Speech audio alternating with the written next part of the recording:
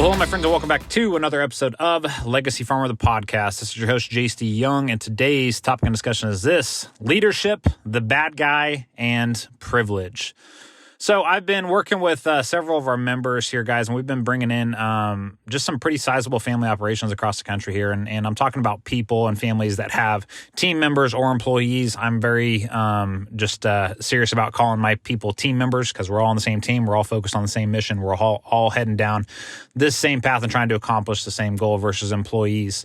Now, here's the problem that a lot of our members run into, guys, is everybody wants to be in the leadership seat. Right, everybody and most people in this world, right? They want to be in the leadership role, or they think they deserve more, or things like that. But the reality is once you're in the leadership role, you're sitting at the big boy table, and you have to make big boy decisions that impact other people's lives, right? And now, where does the struggle come in? If you cannot deal with the weight of the decisions that you need to make at that table, then you are not fit to be a leader. Doesn't mean you're a bad person. Doesn't mean that you're not welcome or anything like that. It just means that, hey, we got to find the right seat for you. And why am I talking about this, guys? If you are in the leadership position, either inside your business, your family, the operation, whatever, it does not matter what decisions you make. You will always be the bad guy. You will always be the bad guy. That's why I said leadership, the bad guy, and then privilege, which is what we'll talk about next. As a leader, doesn't matter if your intentions are good overall and you're trying to do something good for the team or the company or whatever long term. There's going to be somebody on your team or somebody you do business with or whatever that has a negative outlook on what you're doing, and they see it as a negative thing that you're attacking them or doing something towards them, whatever, right? And here's the deal, guys.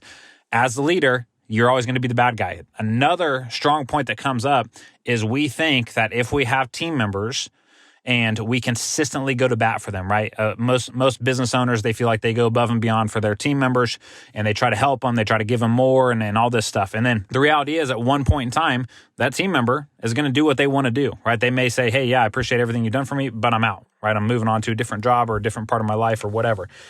Now, most business owners are going to get angry by this, right? Because you feel like you went to bat for them. Guys, it's the same thing. They are going to make the best decision for them, just like as the business owner or the leader, you are trying to make the best decision for your family and for the business and ultimately for their future.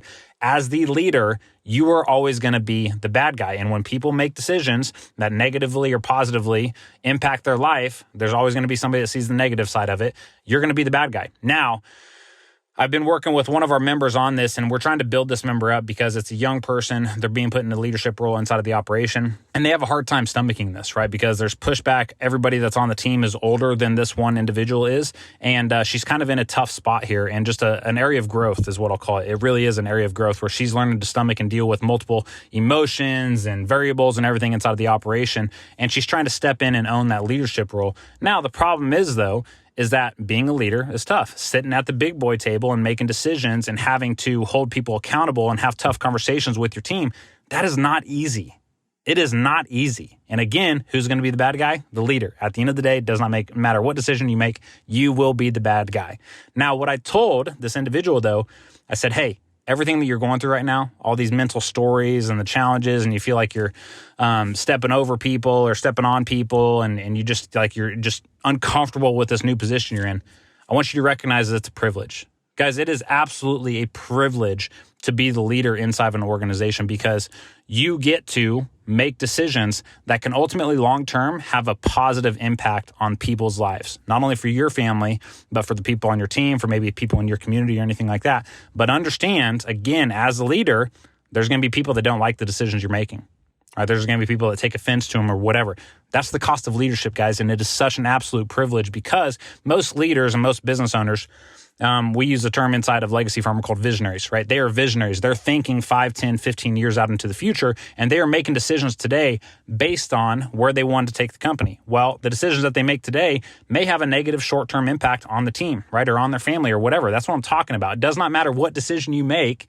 There's going to be somebody that's not happy about it. It's kind of like politics today and Democrats and Republicans. It doesn't matter what one side decides to do. The other side's going to find a problem with it. This is just the law of duality and people finding problems in everything that we do.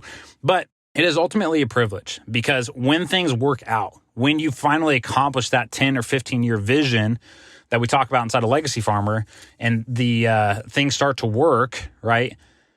man, it's such a powerful feeling to know that the decisions that you made had a positive impact in people's lives. You know what I mean? And so it's kind of like with me and starting Legacy Farmer. And when I left the banking industry, I threw my family into absolute chaos, right? My wife was used to stable income and everything. I ripped that away and I stomped on that, right? But short term, it was pain. But now we're starting to hit that point where when I finally started Legacy Farmer, we started to see the long-term benefits of making that decision. And guess what? Was I hated? Was I challenged? Was I told I was doing the wrong thing? Absolutely. Not just by my wife, but by a lot of people in my life. And also, too, just so you guys know, when people challenge you or people don't like the decisions that you make and they think you're being selfish or whatever, most of the time, that's God giving you a sign that you need to remove those people from your life. Just so you know. So even when you make a decision and a team member's not happy with it, and let's say a team member leaves because of the decisions you made, just so you know, God ultimately did you a favor. Because if your intentions are to improve the future for that team member, if they can stick with you through the short-term sacrifice and they still leave, they were not meant to be on the team anyway. And here's another thing. As your business grows and you hit different stages of growth, which is something we talk about all the time because every stage there's certain challenges. But what you need to recognize is as your business grows, the people that got you to level 1 may not be the people that get you to level 2 or level 3. And I'm talking about the people on your team. Right? So God is removing people and adding people into your life as he sees fit to get you positioned to go where you're destined to go, right? To lead and walk through this journey that he has planned for all of us. So at the end of the day, my friends, being a leader, also being the bad guy, is a privilege. At the end of the day, I don't want anybody else bringing the ball up the court except me, right? If anybody's going to take the final shot, I want it to be me because I like that pressure. I like being the one that can win, hit the game-winning shot or, do something big. But also from that, you're going to have losses too. There's going to be a lot of misses in your career as well. And that's okay. That's part of learning. That's part of growth. That's part of what makes the journey meaningful. And I talk to this about the members or with the members all the time as well. I always pray for a meaningful life. Now, what do I mean by that? When I'm praying for a meaningful life, I'm essentially asking God to bring pain and struggle into my life because an easy life is not really a life, right? When you think about it, we get to year 80 years old or 90 years old and you're on your deathbed. It's the ups and downs in life that make the journey meaningful, right? It's the challenges and overcoming the adversity. That's what makes the challenges there. That's what makes your life meaningful. Whereas a majority of people today, or at least a lot of them is my assumption, they don't like the challenges, right? They want life to be easy, which is why they will want safety and security over risk and opportunity. You know what I mean? But that's not me. And at the end of the day, when I pray for a meaningful life, I am praying for God to bring challenges into my life, but also lead me and guide me to overcoming those challenges so I can experience the highs and the lows, right? And I was watching a video one time, and the guy was talking about how his therapist gave a great example to a heart monitor, right? On a heart monitor, you have ups and downs, right? But if you flatline, you're dead. Well, a meaningful life means I'm asking for those ups and downs. It's just inevitable. It's what's going to happen. But if I ask for no ups and downs and just to cruise through life, I'm essentially not experiencing anything at all. And I basically just flatlined, right? There's not going to be any meaning to my life. So that's something I share with you guys because some of you guys will really resonate with that. But also when you choose to be a leader and you choose to take on that risk and that weight and that stress and those emotions and those challenges and everything, you're like voluntarily taking on this stuff. And there's always going to be a challenge. There's always going to be something hard that you have to overcome, some form of adversity. But understand, this is the privilege. This is what makes life meaningful. And that is why at the end of the day, I will always choose the leadership role. I am unemployable. I will never be able to be an employee again.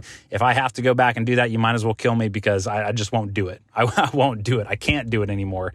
I've already been through that stage of my life, and I just love the leadership role and love the responsibility and the stress and the weight and the emotions and everything that comes from it.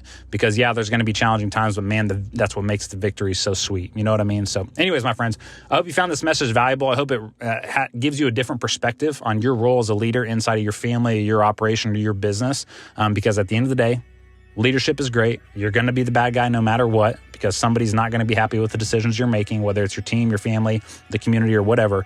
But at the end of the day, it's an absolute privilege. So my friends, that concludes this episode. I hope you found it valuable, and we will catch you on the next one. What's up, everyone? My name is Jace Young. I'm the founder of a company called Legacy Farmer, and inside of that company, what we do is we've helped over 300 family farms simplify and streamline the entire financial side of their operation and help them learn their numbers at a deep, deep level so that they can implement the systems and the processes to make sure that their operation lives on for generations into the future.